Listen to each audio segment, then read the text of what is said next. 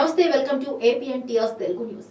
చిత్తూరు జిల్లా వీకోట మండలం పాపేపల్లి జాతీయ రహదారిపై వాహనాలు తనిఖీ చేస్తున్న సీఐ లింగప్ప మరియు ఎస్ఐ బాబువారి బృందం పాపేపల్లి సమీపంలో వాహనాలు తనిఖీ చేస్తుండగా పల్సర్ బైక్ లో ఇద్దరు వాహనంలో రావడంతో పోలీసులు వారిని గమనించి ఆపకుండా వెళ్లడంతో అనుమానం వచ్చిన పోలీసులు వెంబడించి వాళ్ళని పట్టుకోవడంతో వారిని విచారించగా ద్విచక్ర వాహనాలు దొంగతనాలకు పాల్పడుతున్నారని వాళ్ళు చెప్పడంతో వాళ్ళని పోలీస్ స్టేషన్ కు తరలించి విచారించగా తమిళనాడు రాష్ట్రం పెన్నంబట్ సమీపంలో 9 ద్విచక్ర వాహనాలను పెట్టినట్లు పోలీసులు చెప్పడంతో అక్కడికి వెళ్లి ద్విచక్ర వాహనాలు స్వాధీనం చేసుకుని ఈ రోజు ముద్దాయిలను అరెస్ట్ చూపించి రిమాండ్ కు తరలించారు. అనంతరం డీఎస్పీ రఘువీర్ విష్ణు మాట్లాడుతూ చిన్న వయసులోనే జల్సాలకు అలవాటు పడి ఇలా ద్విచక్ర వాహనాలు దొంగతనాలకు పాల్పడుతున్నటువంటి యువకులు వాళ్ళ భవిష్యత్తులో నాశనం చేసుకోకూడదని అంటూ డీఎస్పీ సూచించారు.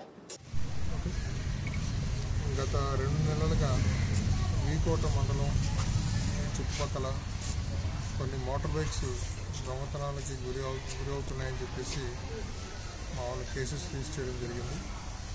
దాంట్లో భాగంగా ఈరోజు మార్నింగ్ ఇన్స్పెక్టర్ గారు, తర్వాత ఎస్ఐ గారు, వాళ్ళ సిబ్బంది అందరూ కలిసి వెహికల్ చెకింగ్ చేస్తున్నారు.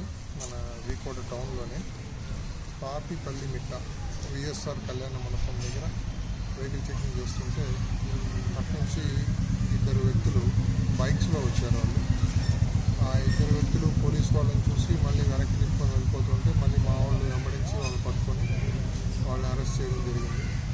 వాళ్ళిద్దరిని పట్టుకున్నాక వాళ్ళ పేర్లు ఏంటి అని విచారిస్తే ఒకరి పేరు కే ప్రభు, ఇంకొకరి పేరు డి కార్తీక్.